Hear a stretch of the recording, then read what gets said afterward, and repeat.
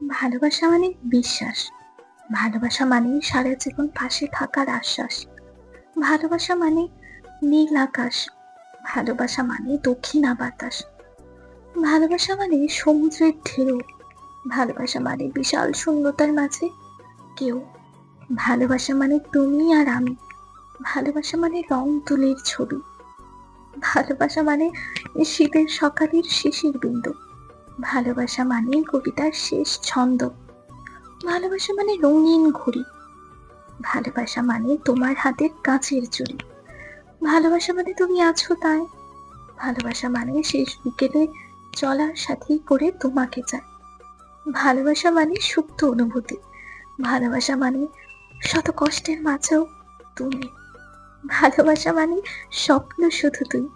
ভালোবাসি মানে হাত বাড়িয়ে তোকেই ছুঁই। ভালোবাসা মানে শীতের হিমেল হাওয়া। ভালোবাসা মানে স্বপ্নের মাঝে তোমাকে চাওয়া।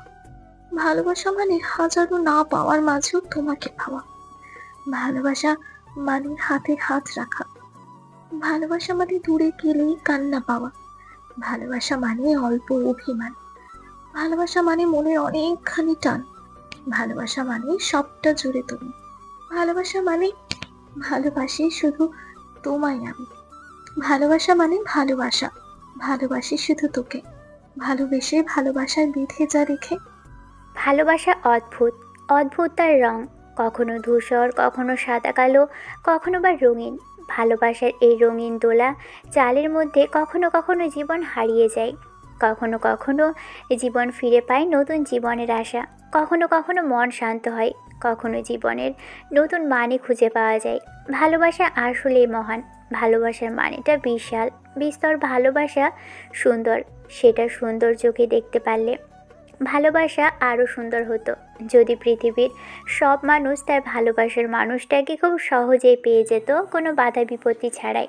ভালোবাসার দুজন মানুষ এক হতে পারত তাহলেই, কিন্তু না, ভালোবাসাটা তেমন নয়। সকল পাওয়া না পাওয়ার দুঃখ কষ্ট আর ব্যথা যন্ত্রণা নিয়েই ভালোবাসা। সব ভালোবাসা যেমন পূর্ণতা পায় না, তেমনই সব গল্পের শেষ তেমন হ্যাপি এন্ডিংও হয় না। তেমনইভাবে জীবনের মানেটা কিন্তু সবসময় একই রকম হয় না। জীবন একটা অদ্ভুত ধরনের বাস্তবতা, যে বাস্তবতার দোলাচালে পড়ে অনেকেই হারিয়ে ফেলে জীবনের ছন্দ, এমনকি বেঁচে থাকার মানে। অনেকেই নিজেকে খুঁজে পায় নতুন করে, আবার অনেকেই নিজেকে হারিয়ে ফেলে একেবারেই। এই জানা অজানার মাঝে জীবন যখন একটু একটু করে বাড়তে শুরু করে, তখনই মনে ফুল ফোটে ভালোবাসা কিংবা প্রেমের। জীবনের এই অদ্ভুত দোলাচালে একটা সিক্ত অনুভূতি সৃষ্টি করে দেয় মানুষের মনে, আর সে অনুভূতি থেকে একটা সময় তৈরি হয় বিশাল বড় এক আকাশ পরিমাণ ভালোবাসা। যে ভালোবাসার বিশালতা খুব বেশি বড়, একটা সময় সেটাই হয়ে দাঁড়ায় জীবনের চেয়েও বড়। আবার কোনো ছোট এক কারণেই সে ভালোবাসাটা হারিয়ে যায় অদ্ভুতভাবে অনেক দূরে। আবার কোনো না কোনো কারণেই হঠাৎ অজানা দেশে চলে যায়। হয়তো কখনো দেখা হয়, আবার দুজনের মাঝে ভালোবাসা মহান, সুন্দর করে বাঁচতে পারলেই। যদি সত্যিকারের কাউকে ভালোবেসে থাকেন না, তাহলে কখনোই তাকে ভুলতে পারবেন না। সত্যিকারের ভালোবাসা কখনোই ভোলা যায় না। হ্যাঁ, হয়তো বাস্তবতার কাছে আর স্বার্থের কাছে ভালোবাসাগুলো অনেক সময় হেরে যায়। নিঃস্বার্থ ভালোবাসাগুলো হারিয়ে যাওয়ার পিছনে সবসময় শুধু দুই দিকের দুইটা মানুষেরই দোষ থাকে না, কারো কারো দোষ থাকে, তো কারো কারো অসহায়ত্ব থাকে, যেটার কাছে হেরে যায় ভালোবাসা। কখনো কখনো পরিবারের রাগ অভিমান আর ইগোর কাছে হেরে যেতে হয় কিছু মহান আর সত্যিকারের ভালোবাসাগুলোকে, যে ভালোবাসাগুলোকে সারা জীবন হয়তো একজনের মাঝে বেঁচে থাকে, আর একজন সংসার নামক অদ্ভুত দায়িত্বের ফাঁদে পড়ে সেটাকে ভুলে যেতে বাধ্য হয়। হয়তো ভালোবাসাটাকে ভুলতে পারে না, কিন্তু সেই মানুষটার অনুভূতিগুলোকে ভুলে যেতে হয়। বাস্তবতা বড়ই কঠিন। জীবনটাকে এগিয়ে নিয়ে যেতে সুখ দুঃখ কষ্টের কাছে জীবনটাকে খুব বেশি উপহাস বলে মনে হয়।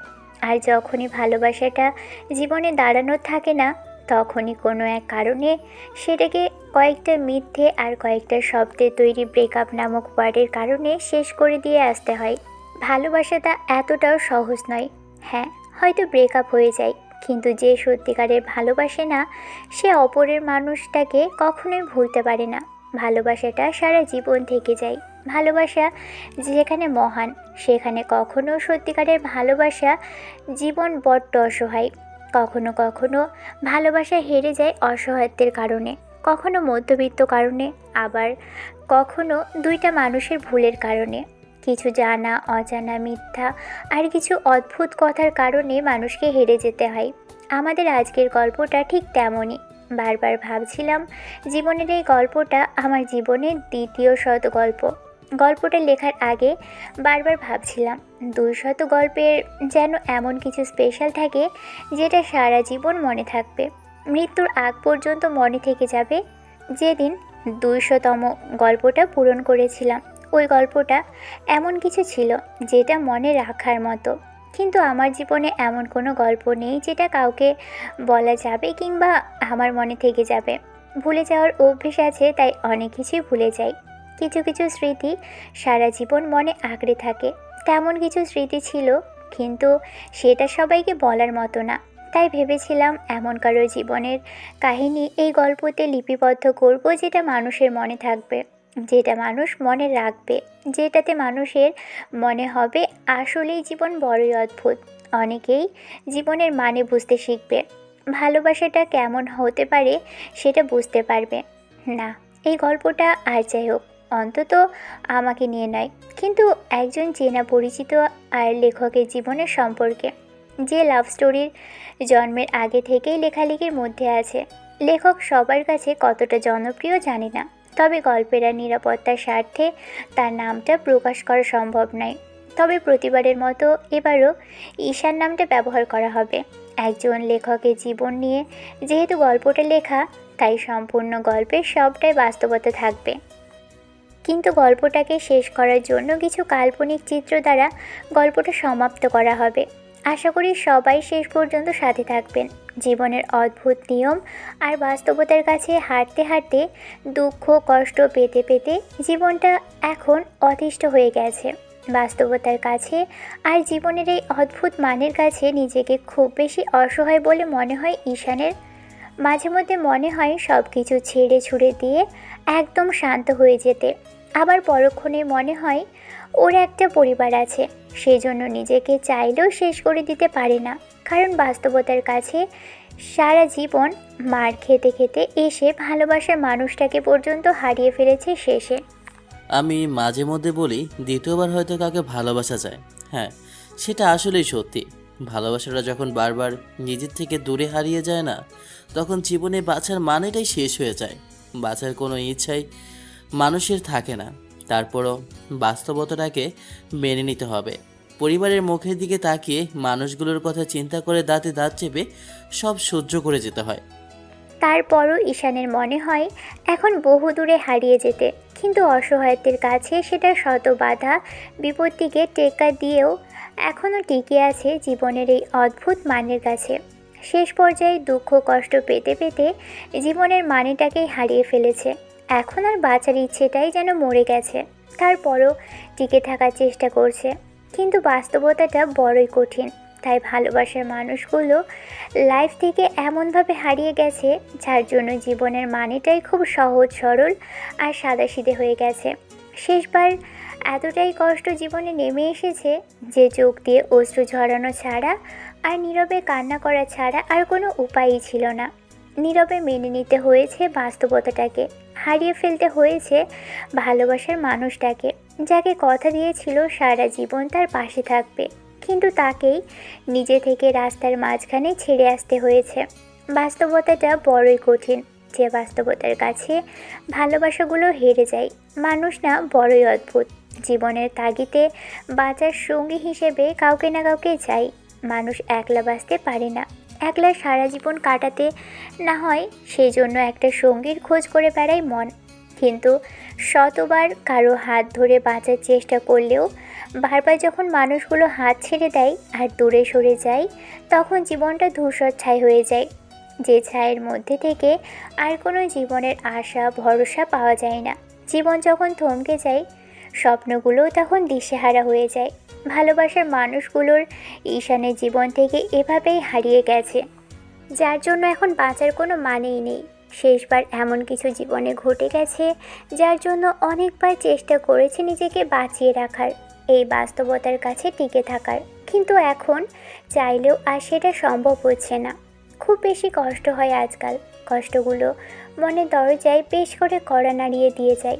বারবার মনে পড়ে যায় আপন মানুষগুলোকে, খুব কাছের মানুষগুলোকে, ভালোবাসার মানুষগুলোকে ছেড়ে আসতে হয়েছে, যে ভালোবাসাটাকে বুকের মাঝে আগলে রাখতে চেয়েছিল। কিন্তু এখন আর সেটা সম্ভব হচ্ছে না। ইচ্ছেটা মরে গেছে। চোখ দিয়ে টক টক করে শুধু পানি পড়ছে। কিছু বলার মতো আর কথাই নেই। আর কারোর সাথে কথা বলতে ইচ্ছেও করে না। বেঁচে থাকতে ইচ্ছে করে না। জীবনকে শেষ করে দিতে ইচ্ছে করে। কিন্তু অনেকগুলো দিন দাঁতে দাঁত চেপে সবটাই সহ্য করছিল, কিন্তু এখন আর সেটা সম্ভব হচ্ছে না। রাস্তাটা দিয়ে অন্যমনস্ক হয়ে উদ্দেশ্য ছাড়া হেঁটে চলেছে গন্তব্যহীনের মতো ঈশান। যে কোনো সময় জীবনের শেষ নিঃশ্বাস ত্যাগ করার ইচ্ছে আশাটা মনে প্রচণ্ডভাবে ভর করেছে। বারবার মনে হচ্ছে এই বুঝি জীবনটাকে শেষ করে দিবে। চোখ দিয়ে অনবরত পানি পড়ছে। আপনারা কি ভাবছেন, কি এমন হতে পারে? ছেলেটার জীবনে এমন কিছু হয়েছে যার জন্য জীবনের মানেটাই শেষ হয়ে গেছে। একটা ছেলে মনের দিক থেকে কতটা ভেঙে পড়লে, কতটা অসহায় হলে নীরবে চোখের জল ফেলে, সেটা হয়তো অনেকেই জানেন, আবার অনেকেই জানেন না।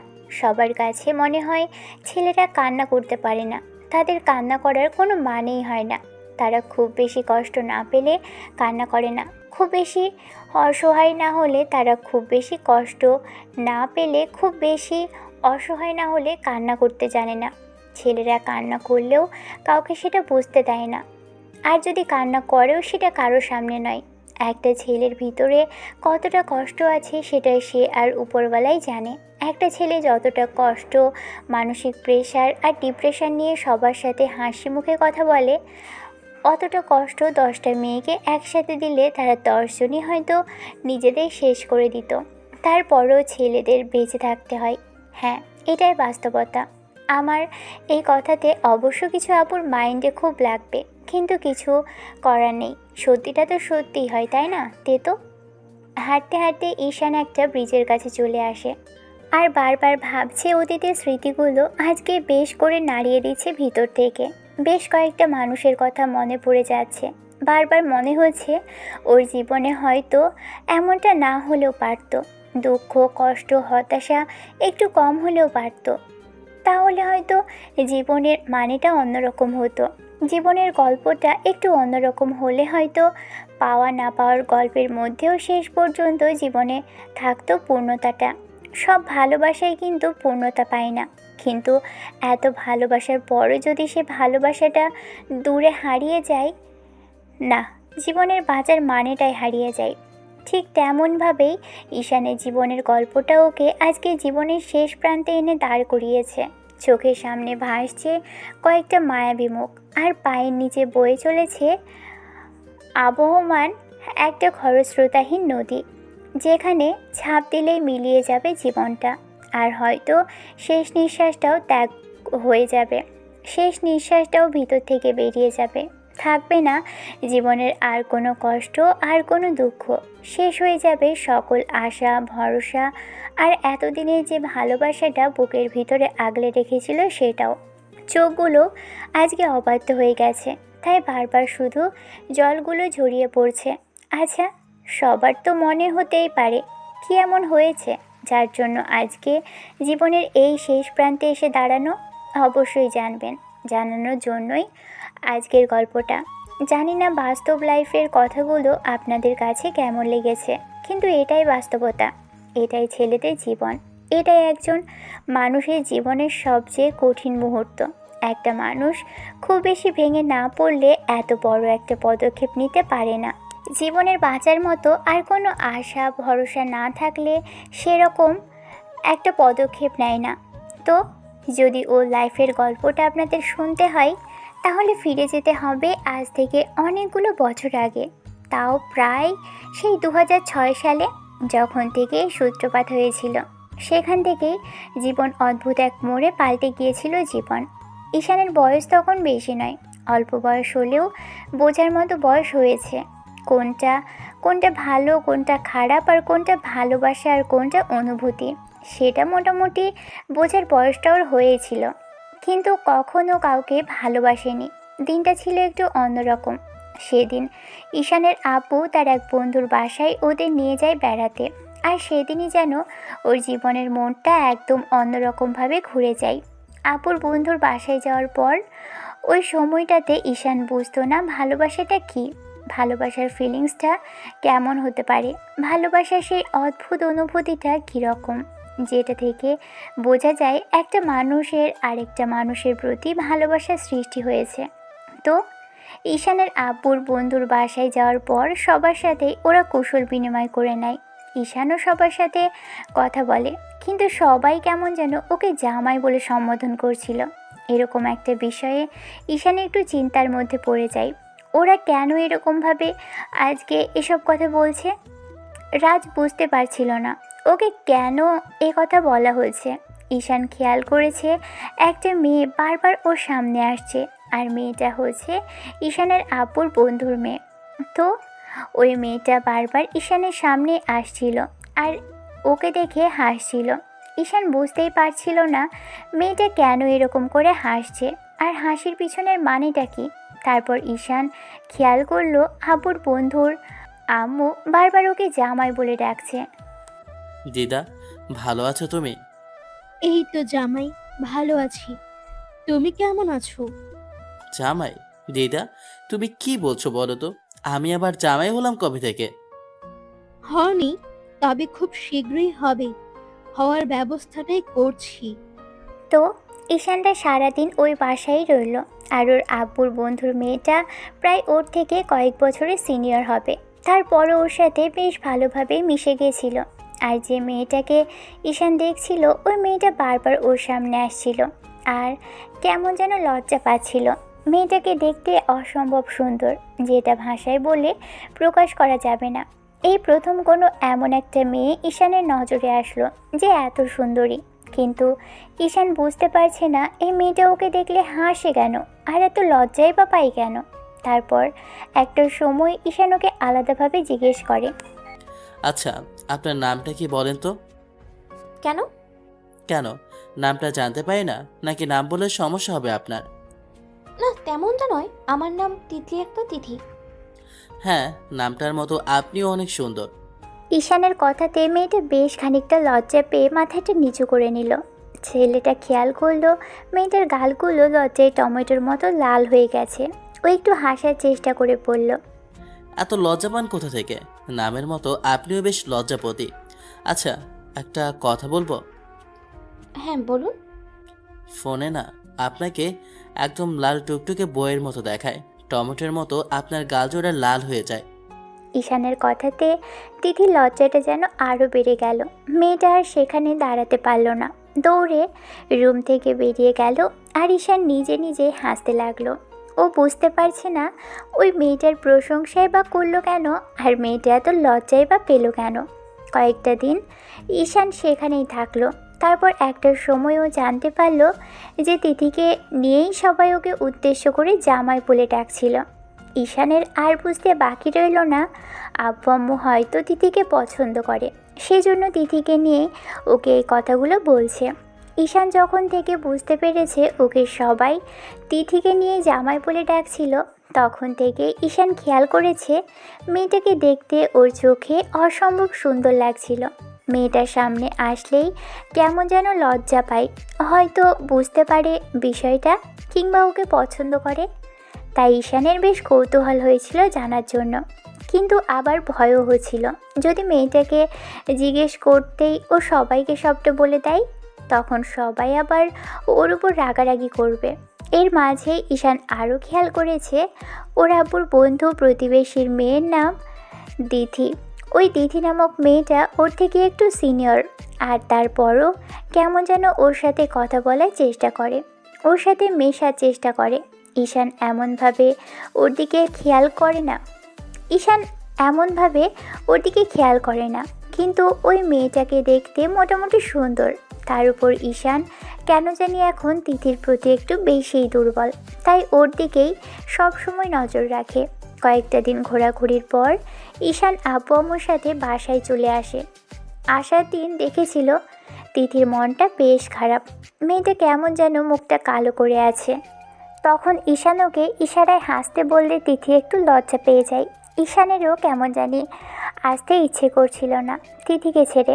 ওর সাথে কথা বলতে ইচ্ছে করছিল, বারবার মনে হয়েছিল নাম্বারটা তো অন্তত নিয়ে যাই, কিন্তু তারপরও সবার সামনে সেটা বলতে পারছিল না। সেদিন বাসায় আসার পর থেকেই ঈশানের তিথি মেয়েটার কথা মনে পড়ছিল। ওর বারবার তিথির লজ্জা মাখা মুখটা চোখের সামনে ভাসছিল। ঈশানের খালি মনে হচ্ছিল আসার সময় তিথির বাসার নাম্বারটা কিংবা ওকে নিজের নাম্বারটা দিয়ে আসা উচিত ছিল, কিন্তু আবার পরক্ষণে মনে হচ্ছে এসব কথা বলতে গেলে যদি তিথি মাইন্ড করে তাহলে হয়তো সেটা বাসায় বলে দিত। আর ঈশানের আব্বু একটু রাগী মানুষ, আর এসব কিছু জানতে পারলে অনেক রাগারাগি করবে, তাই আর তেমনটা করতে পারেনি।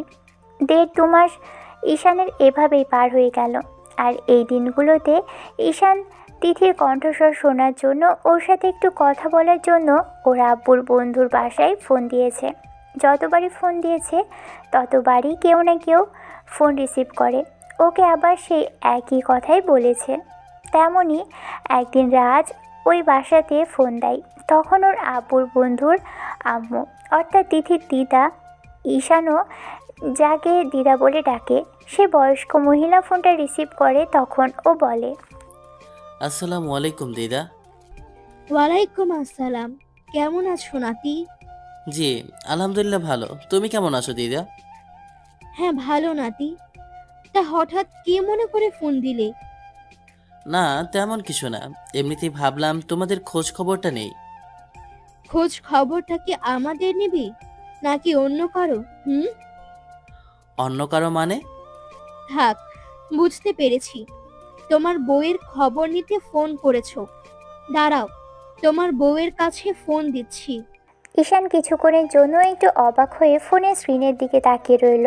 এর মাঝে দিদা তিথিকে ডেকে তারপর ওর হাতে ফোনটা ধরিয়ে দিতেই তিথি বলতে লাগলো, কি কল করেছে দিদা?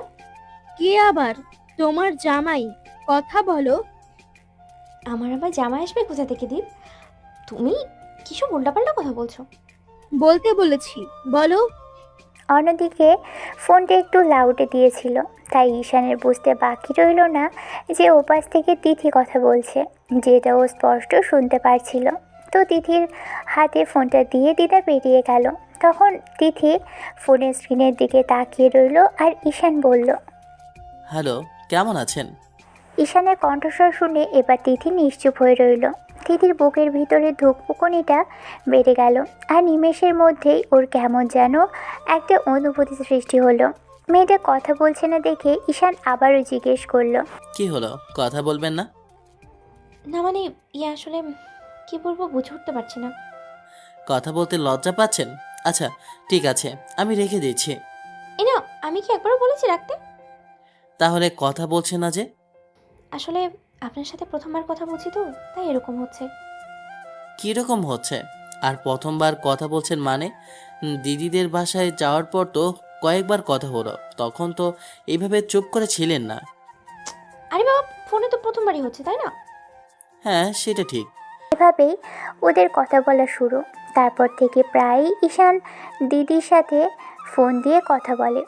দিদাও তিথিকে ফোনটা দিলে মেয়েটা বেশ ভালোভাবেই ওর সাথে কথা বলে। এর মধ্যেই দুজন দুজনের প্রতি বেশ খানিকটা দুর্বল হয়ে গেছে, কিন্তু কেউ কারো দিক থেকে প্রকাশ করছে না। ঈশান ভাবে আবারও দিদিদের বাসায় যাবে, তাতে হয়তো তিথির সাথে একবার দেখা হয়ে যাবে, আর তিথি ওর মনের কথাটা প্রকাশ না করলেও নিজে থেকে প্রকাশ করে দিবে। 2 মাস পর ঈশান আবারও তিথিদের বাসায় যায়। এরপর গিয়ে সবার সাথে কুশল বিনিময় করে নিয়ে একটা রুমে যায়। ঈশান রুমে আসলে তিথিও ওর পিছন পিছন আসে। রুমের মধ্যে একটা ফ্যান চলছিল, তাই তিথির এলোমেলো অবাধ্য চুলগুলো বারবার ওর মুখের উপরে এসে পড়ছিল। ঈশানের বারবার ইচ্ছে করছিল হাত দিয়ে চুলগুলো সরিয়ে দিতে, কিন্তু মেয়েটা দূরে দাঁড়িয়ে আছে। কোনো এক কারণে, অজানে এক শিহরণ বা ভয় থেকে সেটা পারছিল না ঈশান। তিথি ঈশানের থেকে বেশ খানিকটা দূরে দাঁড়িয়ে আছে আর ওর দিকে তাকিয়ে আছে। মেয়েটা বরাবরের মতোই লজ্জা পাচ্ছে, তাই ঈশান বলল, কি হলো, এত দূর দাঁড়িয়ে আছেন কেন? ওই দূরে, অনেকটাই তো কাছে আসছি। কিন্তু আমি যে আরো অনেকটা কাছে চাই। কতটা কাছে? যতটা কাছে আসলে একজন আরেকজনকে নিজের করে পাওয়া যায়। ঈশান দেখলো তিথির মুখটা লজ্জায় লাল হয়ে গেছে। ও কোনো কথা বলছে না দেখে ঈশান এসে তিথির একটা হাত ধরে হ্যাঁচকা টান দিল। সাথে সাথে তিথি টাল সামলাতে না পেরে ঈশানের বুকে গিয়ে পড়ল। এবার ঈশান ওর কোমর জড়িয়ে ধরে নিজের সাথে মিশিয়ে নিল, আর তিথি ওর দিকে হাঁ করে তাকিয়ে রইল। ঈশান তিথির ওর মায়াবী চেহারার দিকে তাকিয়ে সৌন্দর্যটা উপভোগ করতে লাগলো। এভাবেই বেশ খানিকটা দিন ঈশানের তিথিদের বাসায় কেটে গেল। তিথিদের দিদিদের বাসা থেকে প্রায় 1 মিনিটের দূর হবে। ঈশান এসেছে শুনে তিথি সেখানে আগে থেকেই চলে এসেছে, তাই ওদের দেখা। ঈশান এ বাসাতে আসে তিথিদের সাথে দেখার জন্য, আর তিথি সেটা বুঝতে পেরে এখানে চলে আসে। আর ওদের রিলেশনের শুভ সূচনা সেদিন থেকেই হয়ে যায়। এখন ঈশান আর তিথি দুজনকে খুব বেশি ভালোবাসে। একজন আরেকজনকে ছাড়া থাকতে পারে না, না দেখে থাকতে পারলেও কথা না বলে থাকতে পারে না। তাই প্রত্যেক দিন ওদের কথা বলতেই হয়। তো কয়েকদিন পরের ঘটনা, ঈশান, তিথি আরও দুজনকে নিয়ে ওরা 4 জন ঘুরতে গেছে। ওরা অনেক দূরে হাঁটতে হাঁটতে চলে আসছে। একটা সময় ওরা একটা রেল লাইনে চলে আসে। রেল লাইনের ধার ধরে হাঁটতে থাকে। ঈশান আর তিথি দুজনের হাত ধরে হাঁটছিল। আরও কিছুটা দূর আসার পর ঈশান বলতে লাগলো, এই শোনে না, আমি না আর হাঁটতে পারছি না, খুব ব্যথা লাগছে পায়ে। আচ্ছা ঠিক আছে, তাহলে একটু বসি, কিছুক্ষণ পর আবার ফিরে যাব। ঈশানের কথা মতো তিথি বসে পড়ল। আর তিথি আর ওই ছেলেটা ওদের থেকে কিছুটা দূরে গিয়ে বসেছে। ঈশান আর তিথি দুজনের মধ্যে নিজেদের মধ্যে ভাব প্রকাশ করছে, তাই ওদের খেয়ালই নেই আশেপাশে কি হচ্ছে। ঈশান আর তিথি দুজনের দিকে তাকাচ্ছে, আর তিথি বারবার লজ্জা পাচ্ছে, চোখ জোড়া ফিরিয়ে নিচ্ছে। দুজনের কথা বলাতে এতটাই মগ্ন ছিল যে ওরা খেয়ালই করেনি যে ট্রেন আসছে। এর মধ্যে ট্রেনের শব্দ শুনে তিথি আর ওই ছেলেটা রাস্তা থেকে সরে যায়, কিন্তু ওদেরকে বলতে ভুলে গেছে। আর ওরা বুঝতেও পারেনি ওরা এখনও রেল লাইনে বসে আছে। ঈশান আর তিথির মধ্যে কোনো হুঁশই নেই যে ওরা রেল লাইনে বসে আছে। এরই মাঝে ঈশান যখন খেয়াল করে 2 দিক থেকে 2টো ট্রেন আসছে, এরই মাঝে সরতে না পারলে কয়েক সেকেন্ডের মাঝেই হয়তো দুজনকে পিষে ফেলবে। হঠাৎ ঈশান উঠে দাঁড়ায়, আর তিথি কিছু বুঝে ওঠার আগেই ওকে হাত ধরে টেনে তোলে। সাথে সাথেই পাশ দিয়ে 2টা ট্রেন চলে যায় দুদিক পাশে। দুপাশ থেকে 2টা ট্রেন চলে যাচ্ছে, মাঝখানটায় সামান্য জায়গা ফাঁকা। আচমকা টেনে তুলতেই তিথি আঁতকে ওঠে। আর এরকম একটা ঘটনা ঘটে যাওয়াতে অনেকটা ভয় পেয়ে যায়। ঈশানকে খুব শক্ত করে জড়িয়ে ধরে আর ফুপিয়ে ফুপিয়ে কান্না করে দেয়। ঈশানও পাগলিটাকে 2 হাতে শক্ত করে জড়িয়ে ধরে বলে, এই পাগলি, ভয় পাচ্ছ কেন? আমি আছি না, সব ঠিক হয়ে যাবে, কিচ্ছু হয়নি। তিথি কোনো কথা বলছিল না, শুধু কান্না করে যাচ্ছিল। ট্রেনটা যেতেই ঈশান তিথিকে ছাড়িয়ে নেয়, তারপর ওর চোখের পানিগুলো মুছিয়ে দিয়ে তখন তিথি বলতে শুরু করে, জানেন আমি কতটা ভয় পেয়ে গেছিলাম। আরে বাবা, আমি তো ছিলাম, কিছু হতে দিতাম না তোমার। দিদি আর এই দ্বিতীয় ছেলেটা কোথায় গেল? ওরা তো আমাদের অন্তত একবার বলতেই পারতো। আর একটু পর যদি খেয়াল করতাম তাহলে কি হতো বলতো? দাঁড়া, ওদের হাতের কাছে পেয়ে নিই, তারপর দেখাচ্ছি মজা।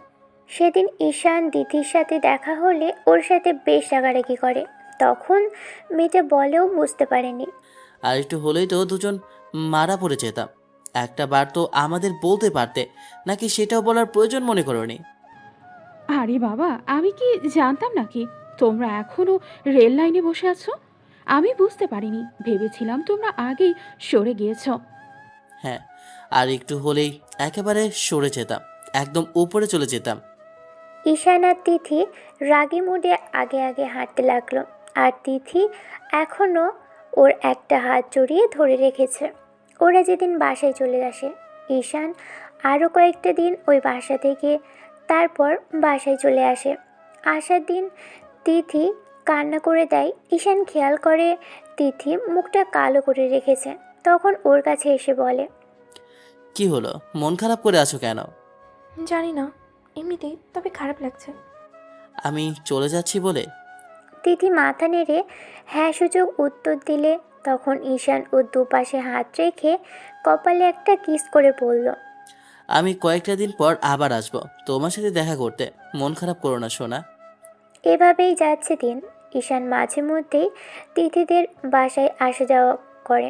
আর এর মাঝেই ঈশান খেয়াল করেছে যতবারই তিথিদের বাসায় আসা যাওয়া করে ততবারই ঈশানকে দিদির চাচি ওকে ডেকে তাদের বাসায় নিয়ে গেছে। ওই চাচির আবার একটা মেয়েও ছিল, মেয়েটার নাম শিলা। শিলাদের বাসা থেকে তিথিদের বাসা একেবারেই কাছে, তাই তাদের বাসায় ডাকলে ঈশান গিয়ে ওদের সাথে কথা বলতো। কিন্তু কেন ওদের বাসায় যাব না দিদা? তোমাকে যেতে বারণ করেছি, তুমি যাবে না। এত কথা বলো কিসের জন্য? কিন্তু তোমরা তখন বাসায় ছিলে না। তাছাড়া যদি না চাই তাহলে শিলার আম্মু কি ভাববে? উনি ভাববে আমি বেশি ভাব দেখাই কিংবা বেশ বড়লোক হয়ে গেছি। যা ভাবার ভাবো, তুমি ওদের বাসায় যাবে না ব্যাস। আর এটা যদি আম্মু জানতে পারে তাহলে কিন্তু রাগারাগি করবে ঈশান। তোমাকে যেতে বারণ করেছে, যাবে না, এর থেকে বেশি কিছু জানতে চেও না। আচ্ছা ঠিক আছে। এই বিষয়টা যতবারই তিথিরা জানতে পেরেছে, ঈশান যতবারই তিথিদের বাসায় যায় তিথি ততবার ওর সাথে দেখা করতে আসে, যেটা তিথি আর ওর আম্মু বেশ ভালোভাবেই জানে। আর ওদের সাথেই দুজনকে কথা বলতে দেখলে দিদি কেমন করে যেন ওদের দিকে তাকায়। ঈশান ওদের এই চোখের চাউনিটা বুঝতে পারে না, তারপরও ভাবে হয়তো ওদের এভাবে প্রেম করতে দেখে ওরা সেটা বুঝে গেছে। এভাবেই বেশ কয়েকটা বছর কেটে গেছে। ঈশান আর তিথির ভালোবাসাটা অনেকটা গভীর হয়ে গেছে। একজন আরেকজনকে ছাড়া এখন প্রায় থাকা অসম্ভব হয়ে গেছে। এরই মাঝে ঈশানের লেখালেখিটা শুরু হয়ে গেছে তিথির সাথে সম্পর্ক হওয়া অনেকটা আগে থেকেই। তিথি এরই মাঝে ঈশানের কাছে যখন যা চেয়েছে ঈশান সেটাই ওকে দিয়েছে। মেয়েটার ছোট ছোট চাওয়া পাওয়া সবটাই পূরণ করার চেষ্টা করেছে, যেটা নিয়ে তিথি অনেক হ্যাপি। কিন্তু ঈশান বুঝতে পারছে না যে সামনে ও লাইফে কি হতে যাচ্ছে। ঈশান ভাবে লাইফটা এভাবেই চলে যাবে, খুব সুখে শান্তিতে তিথির সাথে রিলেশনটা চলবে, আর শেষ পর্যায়ে এর পরিণতি হবে বিয়ে। কিন্তু ঈশানের জীবনে কি ঝড় আসতে চলেছে সামনে, ওর ভবিষ্যৎটা গিয়ে কী হতে চলেছে ভাবতেও পারছে না। এরই মাঝে ঈশান হঠাৎ করে শুনতে পেল যে দিথির নাকি বিয়ে ঠিক হচ্ছে। ও বিষয়টা স্বাভাবিকভাবে নিলেও তারপর হঠাৎ করেই জানতে পারে কারো মাধ্যমে যে দিথির বিয়েটা আর কারো সাথে নয়, ওর সাথেই ঠিক হচ্ছে। এই বিষয়টা শোনার পর ঈশানের মাথায় যেন আকাশ ভেঙে পড়ে। ঈশান বুঝতে পারছে এর মধ্যে কোনো একটা গণ্ডগোল আছে, তাই ও সরাসরি তিথিদের বাসায় ফোন দেয়। কিন্তু তিথিরা কেউই ফোনটা রিসিভ করছিল না। ঈশানের বিষয়টা ভাবতেই অবাক লাগছিল। ঈশান ভাবতে লাগলো ও তো তিথির জন্যই ওই বাসায় যায়, তাহলে তিথির সাথে কিভাবে বিয়ে ঠিক করছিল আব্বু আম্মু? ঈশানের মনে চলছে অন্য কিছু, কিন্তু ও কোনোভাবেই জানতে পারে এই বিয়েতে নাকি ওর আব্বুও মত আছে। বিষয়টা শোনার পর ঈশানের মাথাটা একদম গরম হয়ে যায়। ও আর কিছু ভাবতে পারছিল না, তাই বারবার তিথিদের বাসায় ফোন দিচ্ছিল, কিন্তু ওরা কেউই ধরছিল না। এই বিষয়টা আবার তিথি জানতে পেরে ঈশানকে ফোন করে সাথে সাথে ও রিসিভ করতেই ওপাশ থেকে তিথি বলতে শুরু করে, আপনি আর কখনো আমাকে ফোন দেবেন না, কল আর মেসেজও করবেন না, আর ওদের বাসায় আসলে আমাকে ডাকবেন না, আর আমাদের বাসায়ও যাবেন না। কিন্তু কেন তিথি, আর হঠাৎ এই কথা বলছো যে? আমার অপরাধটা কি জানতে পারি? আমি আপনাকে ভালো ভেবেছিলাম, কিন্তু আপনি যে এতটা বাজে সেটা আমার আর জানতে বাকি নেই। আপনি আমার সাথে প্রেমের নাটক করে তিথি আর শিলার সাথে উল্টোপাল্টা কাজ করছেন, ওদের সাথে শারীরিক সম্পর্ক পর্যন্ত করেছেন। আমি আপনাকে চিনতে ভুল করে ফেলেছি। ভাগ্যিস আপনি আমার কোনো ক্ষতি করতে পারেননি, নাহলে আমি তো কারোর সামনে মুখে দেখাতে পারতাম না। আমি ভাবতে পারিনি যে মানুষটাকে কিনা আমি এতটা বিশ্বাস করি সেই মানুষটা কিনা এতটা বাজে। আমার ভাবতেই অবাক লাগছে। আমি আপনাকে ভালোবাসার মতো একটা ভুল করেছিলাম। কি বলছো এসব তিথি, উল্টাপাল্টা কথা? আর তোমাকে কে বলেছে যে আমি ওদের সাথে এইসব করেছি? তাছাড়া তুমি হঠাৎ করে এসব কথাই বা কেন বলছো? তুমি তো জানো আমি ওদের বড় বোনের চোখে দেখি। ওরা আমার থেকে সিনিয়র। এগুলো কিভাবে কি আমি বুঝলাম না তিথি। আপনার এই ভালো মানুষের চেহারার পিছনে যে একটা বাজে আর কুৎসিত একটা মানুষ লুকিয়ে আছে সেটা আমি জানতে পেরেছি। আপনাকে বলছি না, আপনি আমাকে আর ফোন দিবেন না, কল করবেন না, সেটাই হবে। এসব কথা তোমাকে কে বলেছে সেটা তো বলবে। এবার তিথি কিছু বলতে গিয়েও হঠাৎ করে থেমে গেল। ঈশান বুঝতে পারল কেউ হয়তো ওকে উল্টাপাল্টা বুঝিয়েছে।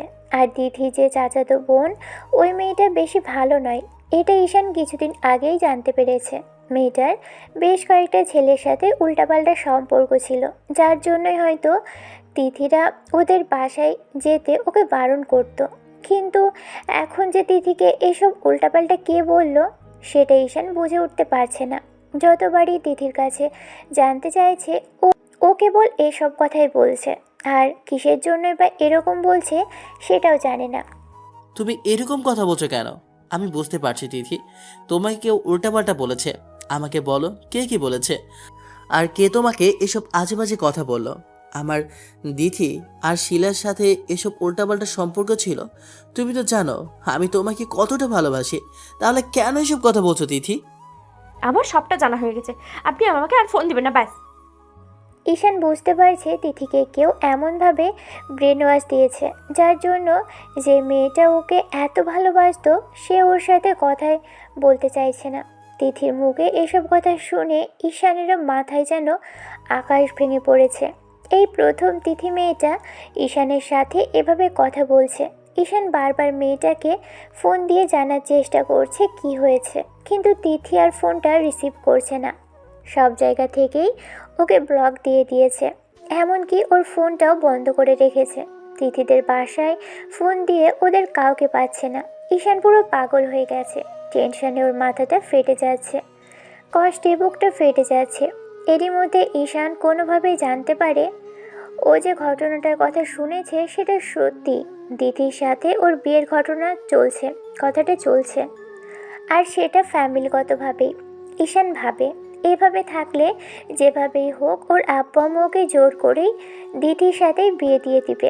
ঈশান চায় না দিদিকে বিয়ে করতে, ও তিথিকে ভালোবাসে। তাই কোনো রকমভাবেই কৌশলে ওর কাছে যে টাকাগুলো ছিল সেগুলো নিয়ে ওদের এলাকার একটা ভাইয়ের সাথে ঢাকার উদ্দেশ্যে রওনা দেয়। ঢাকায় যাওয়ার পর ঈশান বাসায় জানিয়ে দেয় ও ঢাকায় চলে আসছে। আব্বু আম্মুকে অনেক করে বলে যে ঢাকায় কেন গেল, কিন্তু ঈশান কিছু বলছিল না, কারণ তার আগে ক্লিয়ার হওয়া দরকার এ বিষয়টা কি ওর আব্বু আম্মু সত্যি ওকে না জানিয়ে করতে যাচ্ছিল কিনা। ঈশান আর কোনো উপায় না পেয়ে শিলার নাম্বারে কল দেয়।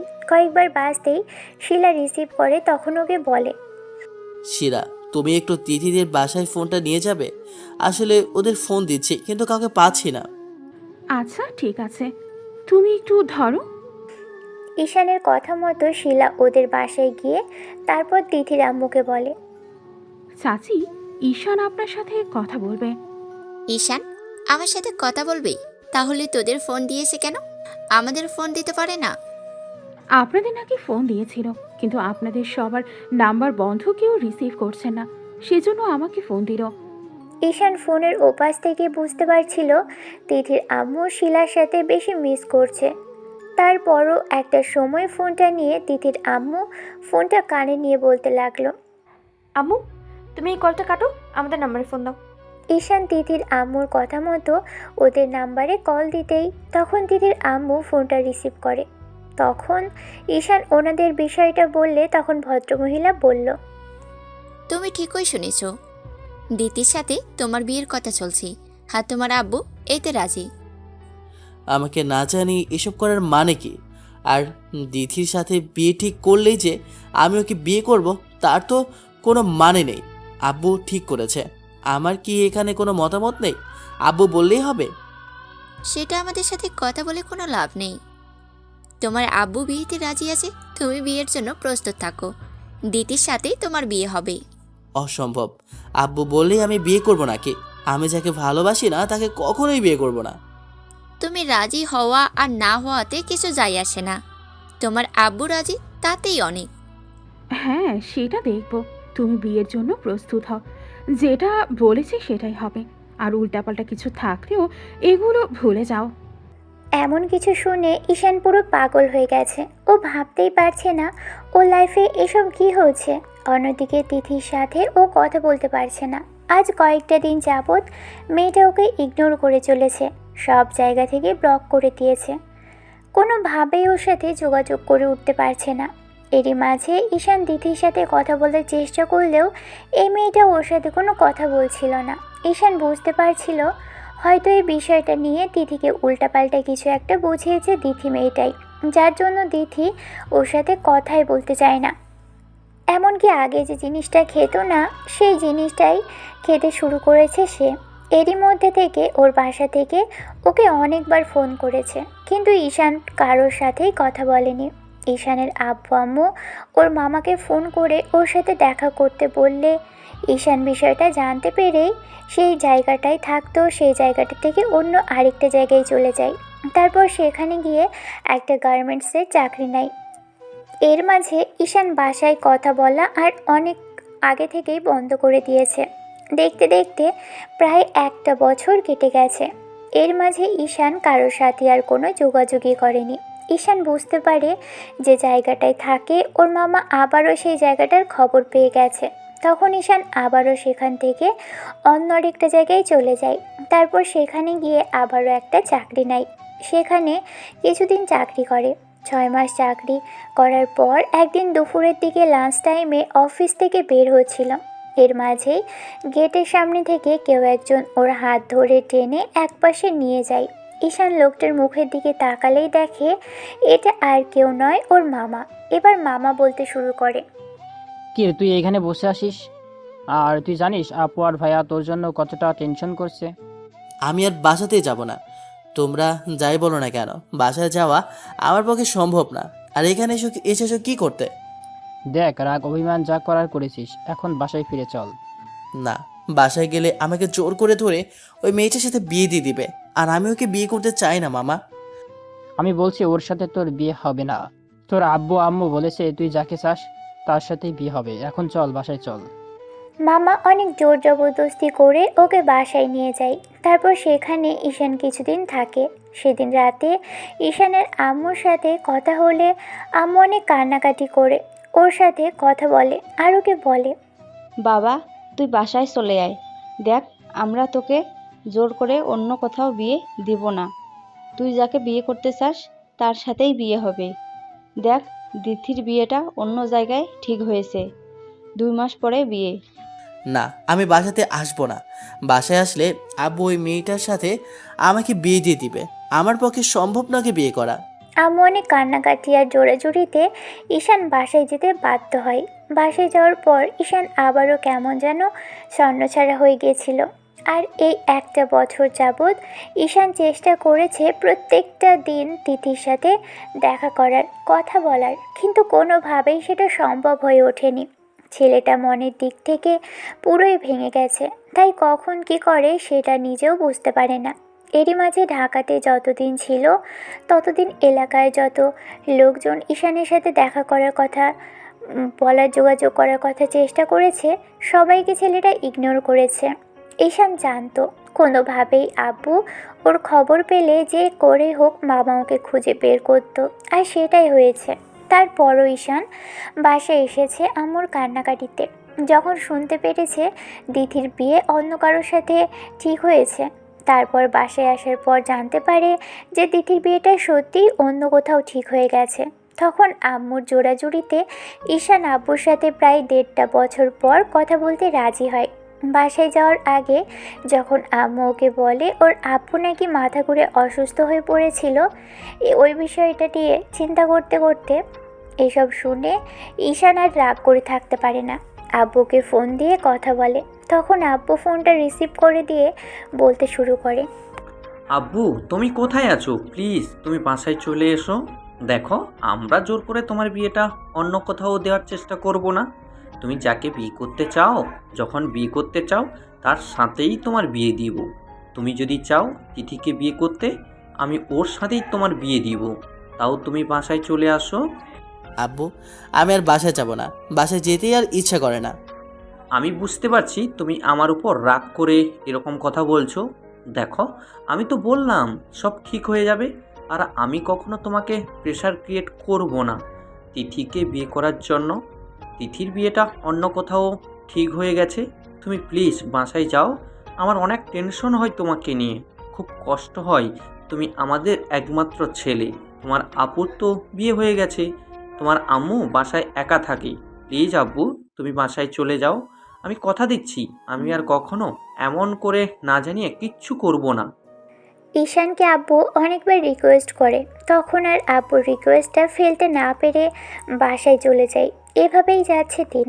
ঈশানের জীবনটা একদম কেমন একটা হয়ে গেছে। এদিকে ওদিকে ঘুরে বেরিয়েছে বারবার তিথির সাথে কথা বলার জন্য, দেখা করার চেষ্টা করেছে, কোনো মাধ্যমেই ওর সাথে দেখা করতে পারে না। আজকে 1.5 বছর তিথির সাথে কোনো যোগাযোগ নেই। তারপর একটা সময় হাল ছেড়ে দেয় ঈশান। ভাবে যে যে চলে গেছে সে হয়তো আর কখনো ফিরে আসবে না। আর তিথির ভালোবাসাটা হয়তো সত্যি ছিল না, নাহলে কারো মিথ্যা কয়েকটা কথাই ওকে এভাবে ভুল বুঝে চলে যেতে পারতো না। মেয়ে মানুষ দুর্বল প্রাণী, তাই কারো সামান্য কয়েকটা মিথ্যা কথাই ঈশানকে ভুলে গেছে। ওর জীবনটাকে মাঝপথে দাঁড় করিয়ে দিয়ে চলে গেছে। ভালোবাসা অদ্ভুত এক অনুভূতি, যে অনুভূতিটা মানুষকে জীবনে চলতে শেখায়, এগিয়ে যেতে শেখায়। কিন্তু সেই মানুষটাই আছে ঈশানের জীবনটাকে যেন থমকে দাঁড়িয়েছে। তিথিকে ভালোবেসে হারিয়ে শেষ নিজেকে অসহায় মনে হচ্ছে। ইচ্ছে করছে নিজেকে শেষ করে দিতে, কিন্তু আব্বু আম্মুর দিকে তাকিয়ে সেটা পারে না। এরই মাঝে দিদির বিয়ের দিন ঠিক করা হলে ঈশানের বাসায় ইনভাইট করা হয়, কিন্তু ঈশান যাবে না বলে দেয়। তখন আম্মু ওকে অনেক জোরাজুরি করে সেখানে নিয়ে যায়। ঈশান সেখানে গেলেও কারোর সাথেই কথা বলেনি, না তিথির আম্মুর সাথে আর না তিথির আম্মুর সাথে। ছেলেটা চুপচাপ বসেছিল। তখন তিথির আম্মু এসে ওর হাতগুলো ধরে কান্না করে দেয় আর বলতে শুরু করে, বাবারে, তুই আমাদের মাফ করে দিস। আমরা বুঝতে পারিনি তোর মতের বিরুদ্ধে গিয়ে কোনো কাজ করলে সেই জন্য রাগ করে বাসা ছেড়ে চলে যাবি। তুই প্লিজ আমাদের মাফ করে দিস। আন্টি, আপনি কান্না করবেন না। আমি কারোর ওপর রাগ করে নেই, আমি আমার নিজের উপরেই বিরক্ত। আপনারা আমাকে সেদিন যেমন বলেছিলেন আমি হয়তো তেমনি ছিলাম, সেজন্য আমার সাথে এরকমটা হয়েছে। আমি যা করেছিলাম তার জন্য এসব আমার তো হবারই ছিল আন্টি। তুই রাগ করে এরকমটা বলছিস তাই না? না আন্টি, আমি রাগ করে এসব বলবো কেন? আর রাগ কার ওপর করব? আমি বুঝতে পারছি তুই রাগ করেছিস, আর যদি রাগ নাই করে থাকিস তাহলে তোকে আজকে থাকতে হবে। আজকে থেকে তারপর কালকে দিদিকে ওই বাসা থেকে এনে আমাদের বাসায় দিয়ে তারপর যাবি, না হলে আমি শুনছি না। আন্টি, আমার কোথাও থাকতে ভালো লাগে না। আম্মু আসতে জোর করেছিল, এই জন্য আসলাম, নইলে আসতামই না। প্লিজ আমাকে থাকতে বলো না।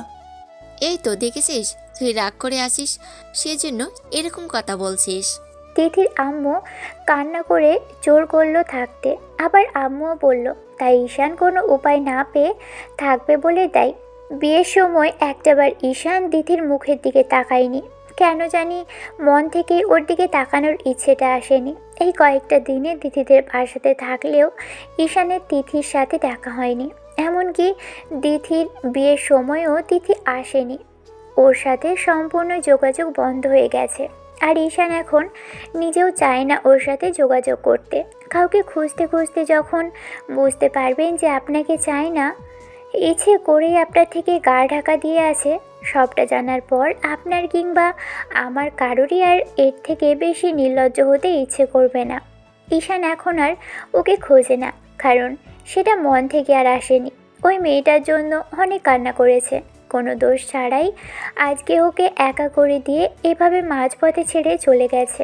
আসলে কি জানেন তো, যে মানুষটাকে আপনি খুব বেশি বিশ্বাস করবেন, খুব বেশি বড় জায়গা দিবেন, সেই মানুষটাই আপনার বুকটাকে চিড়ে দিবে আর আপনার বিশ্বাসটাকে ভেঙে দিবে।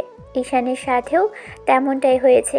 সেদিনটা ঈশানের ইচ্ছে না থাকা সত্ত্বেও দিদিদের বাসায় থাকতে হয়। পরের দিন আবারও সেই একইভাবে ইচ্ছে না থাকার সত্ত্বেও দিদিকে আনতে ওর শ্বশুর বাড়িতে যেতে হয়। কিন্তু ঈশান এর মাঝে একটাবারও দিদির দিকে তাকায়নি, কেন জানি ওর দিকে তাকাতেই ইচ্ছে করলো না। ঈশান জানতে পেরেছে দিদি ওকে পছন্দ করত, এজন্যই এরকম একটা ঝামেলা হয়েছে। তিথি হয়তো তিথির থেকে উল্টাপাল্টা কিছু একটা শুনেছিল, যার জন্য তিথি এভাবে হঠাৎ পাল্টে যাওয়া। তো তিথিকে বাসায় এনে এনে দিয়ে তারপর ঈশান বাসার উদ্দেশ্যে রওনা দেয়। কাউকে কিছু না বলেই ঈশান বাসায় চলে আসে। বিয়েবাড়িতে ঈশানের আপু আর দুলাভাইও ছিল, তাই বাসায় আসার পর ঈশান দুলাভাইকে ফোন করে বলে দেয় বাসায় চলে আসছে। এভাবেই যাচ্ছে দিন। ঈশান কি করবে, কিভাবে থাকবে সেটা ভাবতেও পারে না। এর মাঝে আপু অনেকবার ওকে বুঝিয়েছে, কিন্তু ঈশান একজনের চলে যাওয়াতেই আর স্বাভাবিক লাইফে ফিরতে পারে না। তিথির স্মৃতিগুলো ওকে কুড়ে কুড়ে খায়, চোখের জলগুলো নীরবে ঝরায়, যার জন্য ঈশানের অনেকটাই মন খারাপ করে থাকে। তার আব্বু আম্মু এই বিষয়টা দেখে বুঝতে পারে যে এভাবে থাকলে ঈশানের জীবনটা হয়তো এরকম অস্বাভাবিক হয়েই থাকবে। তাই ওরা সিদ্ধান্ত নেয় ঈশানকে ওর আব্বুর কাছে কুয়েতে পাঠিয়ে দিবে। তখন আব্বুর যাওয়ার ব্যবস্থা করে, আর কয়েকদিনের মধ্যেও ঈশান ওর আব্বুর কাছে চলে আসে। তারপর থেকেই ঈশান কাজের মধ্যে নিজেকে ব্যস্ত রাখার চেষ্টা করে, আর কাজের ফাঁকে ফাঁকে লেখালেখিটা তো চলছেই। তিথির সাথে যখন ব্রেকআপ হয় বা শেষ যোগাযোগ হয়, তখন ঈশান লেখালেখিটা পুরোপুরি বন্ধ করে দিয়েছিল। আসলে লেখকদের কাছে লেখালেখিটা হচ্ছে এক ধরনের একটা নেশা, আর গার্লফ্রেন্ড সেটা থাক বা না থাক, কিন্তু লেখালেখিটাকে জীবনের সাথে জড়িয়ে ফেলেছিল। ঈশানের ঠিক তেমনটাই হয়েছে এখন। প্রায় নিকোটিনের ধোঁয়ায় নিজেকে শান্ত রাখার চেষ্টা করে, কিন্তু সেটা হয় না। বারবার শুধু সেই দিনের শেষে তিথির কথাগুলোই মনে পড়ে। প্রায় 4টা বছর পেরিয়ে গেছে এর মাঝে। তিথির সাথে ঈশানের আর কোনো কথা হয়নি। তিথি হয়তো ওকে ভুলেই গেছে। ঈশান মাঝে মধ্যে নিজে নিজেই হাসে, যে মেয়েটাকে ভালোবাসলো সেই মেয়েটা ওকে এত সহজে ভুলে যেতে পারলো। তো একদিন ঈশান ডিউটিতে গিয়ে কাজ করছিল। এর মাঝে হঠাৎ করে আননোন নাম্বার থেকে একটা কল আসে। রিসিভ করে ঈশান সালাম দেয়। হ্যালো, আসসালামু আলাইকুম। কে বলছেন? ঈশান, আমি। তুমি আমাকে চিনতে পারছো না? না, কে আপনি? ঈশান, আমি তিথি। তিথি নামটা শোনার সাথে সাথেই বুকের ভিতরে কেমন একটা করে উঠল। এতগুলো দিন পর ওর কণ্ঠস্বর শোনার সাথে সাথেই ঈশানের বুকটা কেমন মোচড় দিয়ে উঠল। নিমেষের মধ্যেই ওর পৃথিবীটা যেন আধার হয়ে আসে। ঈশান কিছু বলার অবস্থাতেই থাকে না। স্মৃতিগুলো মনে পড়তেই মাথাটা চক্কর দিয়ে ওঠে। ও আর কিছু ভাবতে পারে না। কিছু বুঝে ওঠার আগেই চোখ জোড়ায় কেমন যেন অন্ধকার হয়ে আসে। তারপর আর কিছু মনে নেই। যখন জ্ঞান ফিরে ঈশানের, খেয়াল করে ও রুমের বেডে শুয়ে আছে। ঈশান বুঝতে পারে ও তখন বিষয়টাকে নিতে না পেরেই জ্ঞান হারিয়ে ফেলেছিল। ঈশান ভাবতে লাগলো, এতদিন পর তিথির আবার কি মনে করে ওকে ফোন দিল। ঈশান বোঝার চেষ্টা করে কি হয়েছে। ও হয়তো ভুল শুনেছে, কিন্তু না। তারপর রুমের কয়েকজনের থেকে শুনলো জ্ঞান হারানোর পরও নাকি কেউ কথা বলার চেষ্টা করছিল। এতে ঈশান বুঝতে পেরেছে তিথি সত্যিই ফোন করেছিল। ঈশান আরও জানতে পারলো ও জ্ঞান হারিয়ে ফেলার পরে ফোনের ওপাশ থেকে কেউ কান্না করেছে। তখন ওর রুমের কেউ ফোনটা কেটে দেয়। এতদিন পর তিথি ফোন করাতে ঈশানের ভিতরে একটা রাগ কাজ করতে থাকে, যে ভুলে তো গিয়েছিলই, তাহলে আবার কেন এতদিন পর যোগাযোগ করার চেষ্টা করছে। ঈশানের মধ্যে এতটাই জেদ কাজ করে, যার জন্য ও আর ডিসিশন নিয়ে নেয় তিথি যদি ওর সাথে এখন কথা বলার চেষ্টা করে, তাহলে আর কখন তার সাথে কথা বলবে না। এরই মধ্যে তিথি জানতে পেরেছে তিথির আম্মু নাকি তিথিকে ওই বিষয়টা বলে দিয়েছে যে ওখানে ঈশানের কোনো দোষ ছিল না। সেদিন তিথি আর শিলা ওকে মিথ্যা বুঝিয়েছিল যে ঈশান ওদের সাথে শারীরিক সম্পর্ক হয়েছিল, যার কারণে তিথি ওকে ভুল বুঝে এরকমটা করেছে। সেই ঘটনাটা জানার পরে মেয়েটা এখন ঈশানের সাথে কথা বলার চেষ্টা করছে। হয়তো তিথি এখন বলবে ও ভুল করেছে, তাই ওর সাথে কথা বলা দেখা করা পর্যন্ত বন্ধ করে দিয়েছিল। তাহলে এতগুলো দিন ঈশানের এইসব কষ্ট নিয়ে কিভাবে ছিল? যার কথা এতক্ষণ বলছিলাম তার সাথে এর মাঝে আমাদের পরিচয় হয়।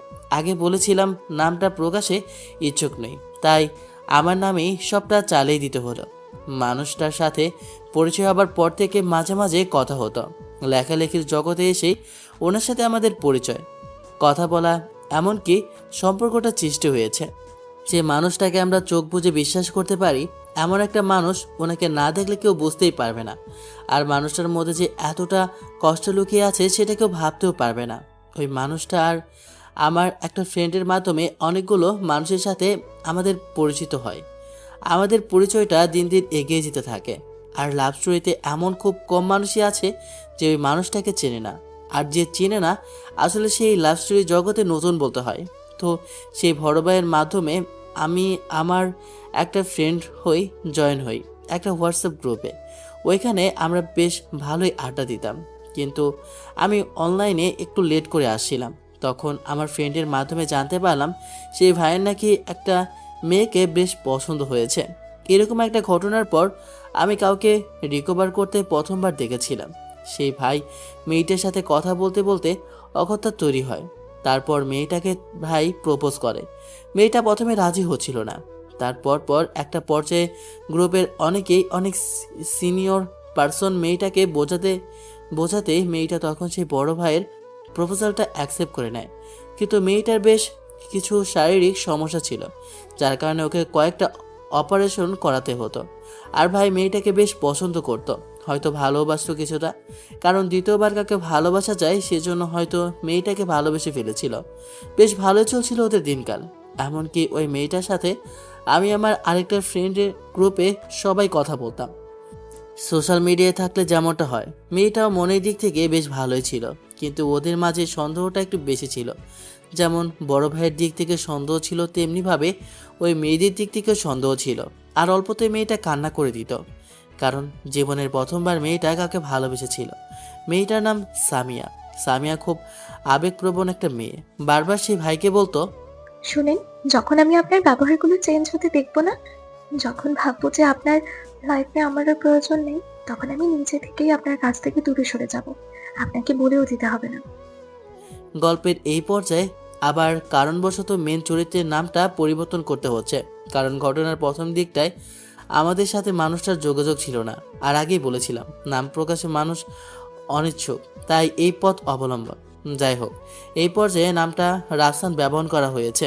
যাই হোক, মেয়েটার এমন ধারা কথাতে ভাই বলে, সবসময় এসব কথা বলো কেন? আমি তোমাকে একবারও বলেছি তোমাকে আমার লাইফ থেকে চলে যেতে হবে? তাহলে এইসব কথা বলার মানে কি? হ্যাঁ, রাফসান অল্পতেই রেগে যেত। তেমনইভাবে ওদের মধ্যেও দুষ্টু মিষ্টি ভালোবাসার খুনসুটিগুলো ছিল, আর দুজন দুজনের রাগ ভাঙাতো। এর মাঝেই সারাদিন রাফসান কাজে থাকতো বলে তেমনভাবে মেয়েটাকে সময় দিতে পারতো না। এই জন্য সামিয়া রাফসানের উপর বেশি রেগে যেত। আর কী বা করবে, প্রবাস জীবনে থাকাটা তো আর যে সে বিষয় নয়, তাই এত সহজ না কাউকে টাইম দেওয়া সম্ভব হতো না, সেটা হোক বা গার্লফ্রেন্ড কিংবা পরিবারের মানুষ। তাই কাজের ফাঁকে ফাঁকে সবাইকে সময় দিত। কিন্তু যে সময়টাতে রাফসান তার বন্ধুদের সাথে কথা বলতো, তখন এই বিষয়টা নিয়ে সামিয়ার সাথে রাফসানের বেশ কথা কাটাকাটি হতো। কিন্তু রাফসান ওকে ভালোবাসে বলে তেমনভাবে কিছু বলতে পারতো না। জানে মেয়েটা বেশ আবেগপ্রবণ, সহজে কিছু বললেই কষ্ট পাবে, তাই রাফসান ভাইও তেমন করে কিছু বলতো না। এমনই একদিন এরকম একটা বিষয় নিয়ে তাদের সাথে বেশ খানিকটা ঝামেলা হয়। তখন সামিয়া মেয়েটা অনেক কান্নাকাটি করে, আর এই বিষয়টা সলভ করার জন্য রাফসান একটা গ্রুপ কলে ঈশানকে টানে। তখন ঈশান ওকে বোঝানোর চেষ্টা করে, কিন্তু মেয়েটা কথাগুলো বেশ অন্যভাবেই নিয়েছিল আর ওকে বলেছিল, দেখেছো ভাইয়া, ও বারবার আমার কলটা কেটে দেয়। আর আমি এমন ব্যস্ত থাকি যার জন্য আমার সাথে কথা বলার সময় পায় না সে। ওকে কল দিলে আমি কলে পাই না। ও আজকে কয়েকবার আমার কল কেটে কয়েকজনের সাথে কথা বলেছে। এভাবে একটা রিলেশন চলতে পারে বলো? দেখেন আপু, ভাইয়া বাইরে থাকে, সেজন্য ভাইয়াকে সবাই কম বেশি সময় দিতে হয়, এটা তো আপনি জানতেন। তাহলে এই সামান্য বিষয় নিয়ে এরকম সিনক্রিয়েট করার কি আছে? আপনি একা মানিয়ে নেওয়ার চেষ্টা করেন। মানুষটা তো আপনাকে সময় দেওয়ার চেষ্টা করে, তারপরেও দিতে পারে না। কি করবে বলেন? মানুষের জীবনটা এমন সিম্পল, বিষয় নিয়ে কেন এরকম নিজের মধ্যে ঝামেলা বাড়াচ্ছেন? ঝামেলা আমি বাড়াচ্ছি না, ঝামেলাটা তোমার ভাইয়া বাড়াচ্ছে। ও বলে দেয় ও আমার সাথে রিলেশনটা কন্টিনিউ করতে চায় না, আমাকে ওর ভালো লাগে না, আমি ওর রাস্তা থেকে সরে দাঁড়াবো। আমি তো বলেছি। সামিয়া, এটা কেমন কথা? তুই বারবার শুধু এই এক কথা বলো কেন? আমি তোমাকে বলেছি যে আমার তোমাকে ভালো লাগে না? শুধু শুধু এই কথাগুলোকে কেন বলো আমাকে কষ্ট দিতে? হ্যাঁ, এখন তো আমার কথা ভালো লাগবে না। আমি আপনাকে অনেকবার বলেছি যে আপনার আমাকে ভালো না লাগলে আপনি বলে দেবেন। যখন বুঝতে পারবো আপনার লাইফে আমার মূল্যটা নেই, তখন আমি নিজে থেকে আপনার লাইফ থেকে সরে যাব। রাফসান একটু সমস্যার কারণে লাইন থেকে বেরোলে তখন সামিয়া কান্না করে করে ঈশানকে বলে, দেখো ভাইয়া, তোমাদের ভাইয়া এখন থেকে শুধু সামিয়া এই রাগী লোকটা দেখবে। এতদিন শুধু ভালো একটা সামিয়াকে দেখেছে না, এখন থেকে বুঝতে পারবে ইগনোর কাকে বলে, অবহেলাটা কি জিনিস। দেখেন আপু, এভাবে রাগারাগি করবেন না, একটু মানিয়ে নেওয়ার চেষ্টা করেন না, সব ঠিক হয়ে যাবে। আর কি বলবো বলেন, রিলেশনটা আপনাদের আমরা ঠিক না রাখতে চাইলে আমি তো সেটা জোর করে টিকিয়ে রাখতে পারবো না। তবে আমি রাফসান ভাইয়াকে বলবো আপনাকে সরি বলে দিতে, আর চেষ্টা করব যাতে এরকমটা না করে সেটা বোঝানোর। তাই প্লিজ এরকমটা করবেন না, শুধু শুধু সুন্দর একটা রিলেশন ভেঙে যাবে। আর আপনি হয়তো আমার ভাইয়ের থেকে ভালো করে জানেন রাফসান ভাইয়ের আগে একটা রিলেশন ছিল। ওই রিলেশনটা ব্রেকআপ হওয়ার পর ভাই কতটা আপসেট ছিল, তার মধ্যে থেকে মানুষটা বেরিয়ে এসেছে। আপনি প্লিজ এরকম কিছু করবেন না যার জন্য মানুষটা দ্বিতীয়বার এই কষ্টটা পায়। কষ্টটা ওর থেকে বেশি আমি পাচ্ছি। ও আমাকে শুধু কষ্টের উপর কষ্ট দিয়েই চলেছে। তারপরও আমি সবটা মেনে নিয়েছি, কিন্তু আর আমি সেটা মানছি না। প্লিজ আপু, একটু বোঝার চেষ্টা করেন। ভাইয়া ব্যস্ত মানুষ, তারপরে সবাইকে একটু একটু করে সময় দিতে হয়। আসলে কি বলেন, লেখকদের এই একটাই সমস্যা, কারোর সাথে কথা বললেও দোষ আর কারোর সাথে কথা না বললেও দোষ। সবাইকে মেনটেন করে তো আমাদের চলতে হয়। তাই প্লিজ এরকমটা করবেন না, একটু বোঝার চেষ্টা করেন। দেখেন, সুন্দর ভাবে ভাবলে ভালোবাসাটা সুন্দর, তাই এত সুন্দর রিলেশনটাকে এরকম রাগ অভিমানের কারণে নষ্ট করে দিবেন না প্লিজ। ঝামেলাটা বেশ অনেক দিন পর্যন্ত গড়ায়। সেদিন সারা রাত সামিয়া ঘুমোতে পারেনি। তারপর রাফসান অনেক রিকোয়েস্ট করার পর সামিয়ার রাগটা ভাঙে। তারপর আবারও রিলেশনটা বেশ ভালোই চলছিল, কিন্তু কোথাও যেন একটা কমতি ছিল ওদের রিলেশনের মাঝে। তাই ঈশানের বেশ মনে হয়েছিল রিলেশনটা হয়তো টিকবে না। ঠিক তেমনটাই হলো। 2টা মাস না যেতেই রাফসানের একদিন কথা হয় সামিয়ার আম্মুর সাথে। সামিয়া আম্মুর সাথে কথা হতেই রাফসান বুঝতে পারে এই রিলেশনটা টিকবে না, কারণ সামিয়ার আম্মু ওকে এমন কিছু বলে যার কারণে রাফসানের মনটাই পুরো ভেঙে যায়। রাফসানের কোথাও একটা বিশ্বাস ছিল যে সামিয়া হয়তো ওর হাত ধরে ওর পাশে হাঁটবে, কিন্তু সেটা হয়তো হলো না। তাই রাফসান একটা নাটক আর অভিনয় করতে হয়, আর সেটার জন্য রাফসানের একটা মিথ্যা আশ্রয় নেয়।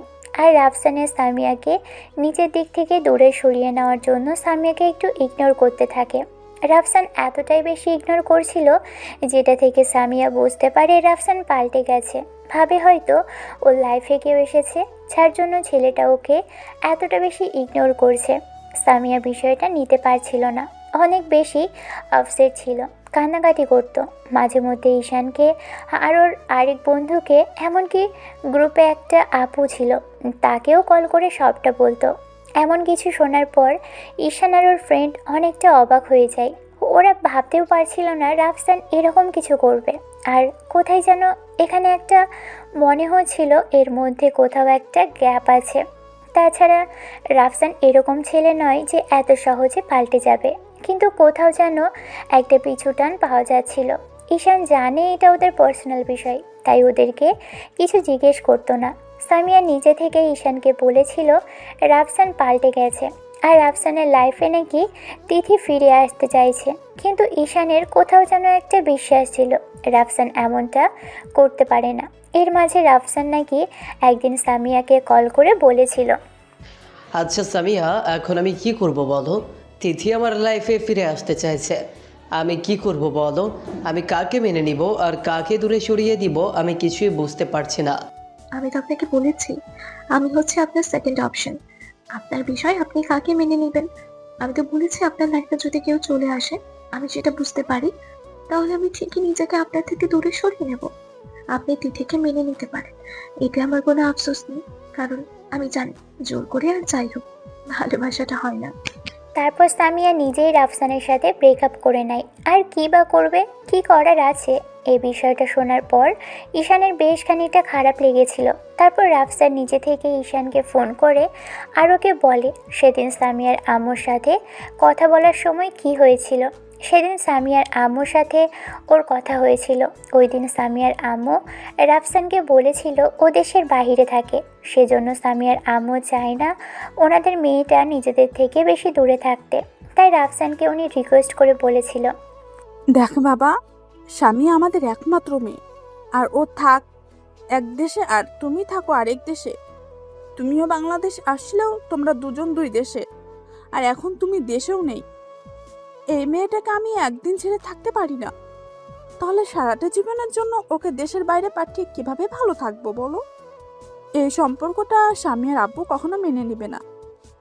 তাই প্লিজ বাবা, তুমি ওর লাইফ থেকে সরে যাও। আমি তো তোমার আম্মুর মতো। তোমার আম্মু যদি তোমার কাছে কিছু চাইতো তাহলে কি বারণ করতে বলো? রাফসান সেদিন কিছু বলতে পারেনি, চুপ করেছিল। এই বিষয়টা শোনার পর ও এভাবেই চেঞ্জ হয়ে গিয়েছিল। তারপর সামিয়ার লাইফ থেকে সরে যাওয়ার চেষ্টা করেছিল, কিন্তু সামিয়া এখনও অবধি এই ঘটনাটা জানে না। আর যখন এই বিষয়টা সামিয়াকে বলে, ওর কাছে খুব খারাপ লেগেছিল যে একটা এত সুন্দর রিলেশন এভাবে ভেঙে গেল। কখনো কখনো রিলেশনটা নষ্ট হয়ে যাওয়ার পিছনে পরিবারের কিছু খেয়াল খুশি আর কিছু রাগ অভিমান জড়িত থাকে, যেমনটা হয়েছে রাফসানের লাইফে ঘটে। আর ঘটনার পর রাফসান ভেবেছিল হয়তো ঈশান সামিয়াকে বিষয়টা বলে দিবে, কিন্তু ও বলতে পারেনি। রাফসান রিকোয়েস্ট করেছিল কাউকে না বলতে। এখন রাফসান ভিতরে ভিতরে এতটাই বেশি কষ্ট পায় যে মাঝে মধ্যে মনে হয় নিজেকে শেষ করে দিতে। আর এই বিষয়টা এক মাস আগেই রাফসান সেখানে চাপা দিয়ে দেয় যেখানে রাফসান সবাইকে বলতে বারণ করেছিল। ঈশান রাফসানকে সেদিন জিজ্ঞেস করেছিল যে তিথি যদি ওর লাইফে ফিরে আসতে চায় তাহলে ও কি করবে। রাফসান বলেছিল, যে অন্যের কথায় আমাকে ভুল বুঝে চলে গেছে, অন্তত তাকে আর আমি ফিরিয়ে নিব না। ও যদি আমাকে সত্যিকারের ভালোবাসতো তাহলে কখনো আমাকে ছেড়ে যেতে পারতো না। তাই আমিও ওকে না বলতে পারলেও ওকে আমি লাইফে কখনো ফিরিয়ে নিব না। দ্বিতীয়বার আমি ওর লাইফে অপশন হিসেবে যেতে চাই না, সেটা আমি ওকে করতে দিব না। তার কোনো মানে আছে? অনেকগুলো দিন লেগে গেছে আমার ওর স্মৃতিগুলো মন থেকে মুছতে হয়। ওকে ভুলতে পারিনি, কিন্তু স্মৃতিগুলো মুছে ফেলেছে। তাই চায় না আর এরকম কেউ লাইফে আসুক। রাফসানের কথাতেই ঈশান শিওর হয়েছিল যে রাফসান আর যাই হোক সামিয়াকে ঠকাতে পারে না, কিন্তু পরিস্থিতির কাছেও অসহায় ছিল। প্রথমবার ভালোবাসাটাকে হারাতে হলো কয়েকটা মানুষের কয়েকটা উদ্ভট রকমের অবাস্তব কথার আর খেয়াল খুশির জন্য। আর দ্বিতীয়বার নিজের রিলেশনটাকে, নিজের ভালোবাসাটাকে সরিয়ে দিতে হলো মেয়েটার মায়ের কারণে। এখন রাফসান কি করবে? রাফসানের মাঝে মধ্যেই মনে হয় নিজেকে শেষ করে দিতে, সব কিছু ছেড়ে ছুড়ে কোথাও চলে যেতে, কিন্তু পরিবারের কারণে পারে না। কথাগুলো ভাবছে আর রাস্তার ধার দিয়ে হাঁটতে হাঁটতে একটা ব্রিজের সামনে চলে আসে। কথাগুলো ভেবেই রাফসানের চোখের পানিগুলো মুছে নেয়। তারপর নিজে নিজেই হাসতে হাসতে বলতে লাগলো, ভালোবাসাটা এমনই, সত্যিকারের ভালোবাসাগুলো কখনো হারিয়ে যায়, হয়তো পরিবারের খেয়াল খুশিতে, না হয় দুই দিকের দুইটা মানুষের রাগ অভিমানের কাছে। আমার ভালোবাসাগুলো ঠিক তেমনইভাবেই না হয় আজকে হারিয়ে গেল। বেঁচে থাকার কোনো ইচ্ছেই আর ভেতরে বেঁচে নেই। কাকে পাশে নিয়ে হাঁটবো সেই হাত ছেড়ে চলে যায়, না হলে ছেড়ে আসতে হয় পরিবারের খেয়াল খুশি মতো। বেঁচে থাকার ইচ্ছেগুলো দিন দিন মরে গেছে। ভালোবাসার মানুষগুলো যখন পাশে থেকে চলে যায় না, সব সবুজ পাতাগুলো পুড়ে ছাই হয়ে যায়। জীবন একটা পাতার মতো, রোদে শুকিয়ে যাবে, শীতে ঝরে যাবে আর বাতাসে উড়ে যাবে। মানুষ নয়তো পাখি, কিন্তু বুকটা ছোট হলেও ভালোবাসাটা বিস্তর। কিন্তু সেই ভালোবাসাটা ধরে রাখার যোগ্যতা সবার থাকে না। তেমনই হয়তো আমিও নিজের ভালোবাসাগুলোকে ধরে রাখতে পারিনি। শুনতে অবাস্তব মনে হলেও এটাই সত্যি। দ্বিতীয়বারও কাউকে ভালোবাসেছে, আর একটু ভালোভাবে বাঁচার জন্য সেটা চেষ্টা করেছিলাম, অবশ্য পেরেছিলাম, কিন্তু কাছে রাখতে পারিনি। কারো খেয়াল খুশির জন্য হারিয়ে ফেলতে হয়েছে। এখন নিজেকে খুব অসহায় মনে হয়, হারিয়ে যেতে ইচ্ছে হয় ওই অজানায়। আজকে সেই জন্য এই পথে শেষ প্রান্তে এসে দাঁড়িয়েছি। জীবনটা এখানেই থমকে যাবে, হয়তোবা ইতি টেনে দিব, নয়তোবা স্বপ্ন হয়ে ভেসে যাব। লাইফের কথাগুলো ভেবে আজকে নিজেরই খুব হাসি পাচ্ছে। জীবনটা এখানেই থমকে যাবে, হয়তোবা ইতি টেনে দিব, নয়তোবা স্বপ্ন হয়ে ভেসে যাব। লাইফের কথাগুলো ভেবে আজকে নিজেরই খুব হাসি পাচ্ছে। জীবনটা এখানেই থমকে যাবে, হয়তোবা ইতি টেনে দিব, নয়তোবা স্বপ্ন হয়ে ভেসে যাব। এরকম লাইফ যেন ওপরওয়ালা কারো না দেয়। অন্তত দিনের শেষে সে জানতে না পারে নিজের ভালোবাসার মানুষটাকে অন্যের কথায় হারিয়ে ফেলতে হয়েছে, কিংবা কারো খেয়াল খুশির জন্য মিথ্যে বলে পেছনে ছেড়ে আসতে হয়েছে। সবাইকে মুক্তি দিয়ে যাব, বিদায় করে যাব জীবনটাকে। ভালো থাকিস তোরা ব্যর্থ জীবনে। ব্যর্থ গল্পগুলো যেন এরকম আর কারো না হয়।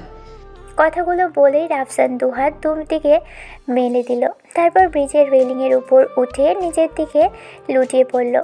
হ্যাঁ, সুইসাইড করেছে রাফসান। নিজেকে আজকে শেষ করে দিল, নিজের ব্যর্থতার কারণে, কিছু মানুষ খেয়াল খুশির কারণে। মানুষ যদি অসহায় আর খুব বেশি কষ্ট না পেলে কান্না না করে, ছেলেদের নাকি কান্না করতে নেই, তাহলে একটা ছেলে কতটা কষ্ট পেলে এরকম আত্মহত্যার পথটা বেছে নেয়? সেটা হয়তো অনেকেই জানেন।